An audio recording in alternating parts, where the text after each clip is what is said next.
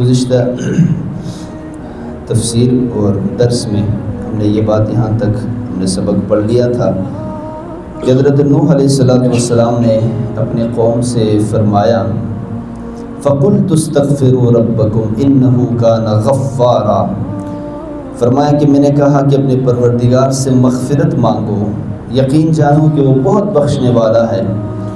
يُرْسِلِ السَّمَاءَ عَلَيْكُمْ مِدْرَارًا، اگر مغفرت مانگو گے تو اللہ تعالیٰ خوب بارشیں برسائے گا تمہارے اوپر۔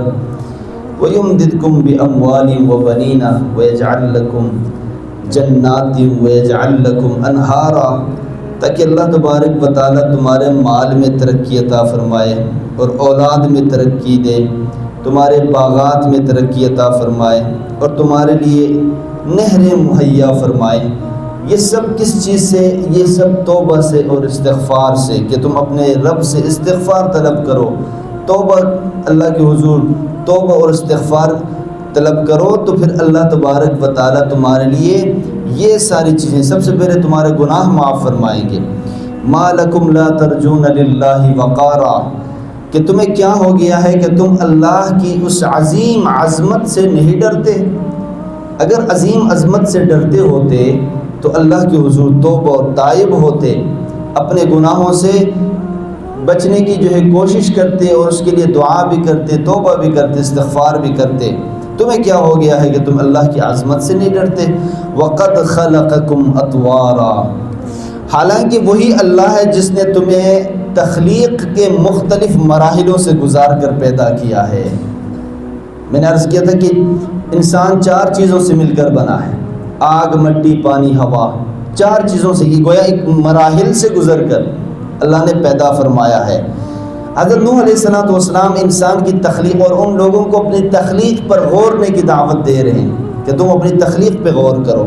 الم تروا کیف خلق اللہ 7 سماوات طباقا، پہلے اپنی تخلیق پر غور کرنے کی ترغیب دی، تبلیغ فرمائی، پھر اس کے بعد عالم پوری دنیا کے اندر عالم کو دیکھنے اور اس کے اوپر غور و فکر کرنے کی تعلیم دی، فرمایا کہ وہ الم تروا کیف خلق اللہ 7 سماوات طباقا، کیا تم نہیں دیکھتے ہو یا کیا تم نے نہیں دیکھا کہ اللہ نے کس طرح 7 آسمان اوپر تلے پیدا فرمائے ہیں؟ ان کو دیکھو، اس عالم کو دیکھو، اللہ کی تخلیق کو دیکھ کر پھر اللہ کے اوپر ایمان لے آؤ۔ 7 آسمان وہ کیسے ہیں؟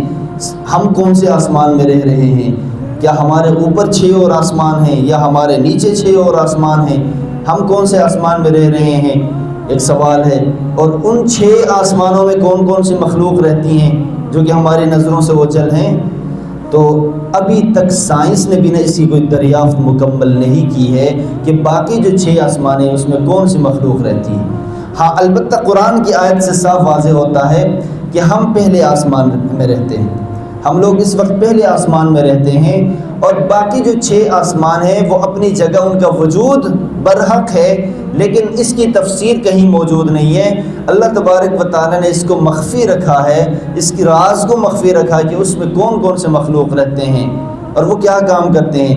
ہاں، آیات سے یہ بات واضح ہو جاتی ہے کہ ہم پہلے آسمان میں رہتے ہیں اور ہمارے اوپر 6 آسمانیں ہیں، اور ان آسمانوں کے اندر اللہ تبارک و تعالیٰ کی نہ جانے کون کون سی مخلوق رہتی ہیں۔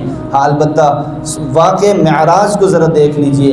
معراج کے وقت جب حضور پاک صلی اللہ تعالی وسلم کو معراج کرایا گیا تو پہلے آسمان میں حضرت آدم علیہ السلام سے ملاقات ہوتی ہے، دوسرے آسمان میں حضرت یحییٰ اور حضرت ادریس علیہ السلام سے ملاقات ہوتی ہے، تیسرے آسمان میں حضرت یوسف علیہ السلام سے ملاقات ہوتی ہے، آپ صلی اللہ علیہ وسلم کی ملاقات، چوتھے آسمان میں اس طرح مراحل، چھٹے آسمان میں حضرت موسیٰ علیہ السلام سے ملاقات ہوتی ہے۔ اسی طریقے سے تمام آسمانوں میں انبیاء کرام سے اللہ نے ملاقات کروائی۔ تو اس سے پتہ چلتا ہے کہ اللہ تبارک و تعالی ہر آسمان میں کسی نہ کسی مخلوق کو بسایا ہے، لیکن جو کہ ہماری نظروں سے اوجھل ہیں۔ تو اللہ نے یہ 7 آسمان، اللہ نے فرمایا کہ 7 سماوات طباقا، طبقا عن طبق، یعنی ایک دوسرے کے اوپر 7 آسمان بنائے ہیں۔ تو انسان کو چاہیے کہ ان آسمانوں کے اوپر غور کرے، اللہ کی تخلیق۔ وَجَعَلَ الْقَمَرَ فِيهِنَّ نُورًا وَجَعَلَ الشَّمْسَ سِرَاجًا، اور فرمایا کہ اسی اللہ نے تمہارے لیے چاند کو کیا بنایا؟ نور، چاند کو نور بنایا۔ وجعل الشمس سراجا، شمس کہتے ہیں سورج، سورج کو تمہارے لیے روشن چراغ بنایا۔ چاند کے لیے فرمایا نور، روشنی دینا، اور سورج کو فرمایا کہ روشن چراغ۔ چاند کیسے نور ہے اور سورج کیسے روشن چراغ ہے، اس کی ذرا تفسیر کرتے ہیں۔ چاند جو ہے نا، چاند اپنے اندر خود روشنی پیدا نہیں کرتی، بلکہ وہ سورج کی روشنی سے کو منعکس کر کے اپنے اندر ہمیں روشنی دیتی ہے، یا لگتا ایسا ہے کہ روشنی دے رہی۔ چاند خود روشنی پیدا نہیں کرتی، اور چاند کے اندر جو روشنی ہے وہ ٹھنڈک ہے، اس میں وہ گرمائش نہیں ہے، وہ تپش نہیں ہے چاند کے اندر۔ لیکن سورج کی روشنی، اور سورج اب خود بخود روشنی پیدا کرتا ہے، اپنے اندر خود بخود روشنی پیدا کرتا ہے، جو کہ دوسروں کو بھی روشنی دیتا ہے اور پوری دنیا کو روشنی دیتا ہے۔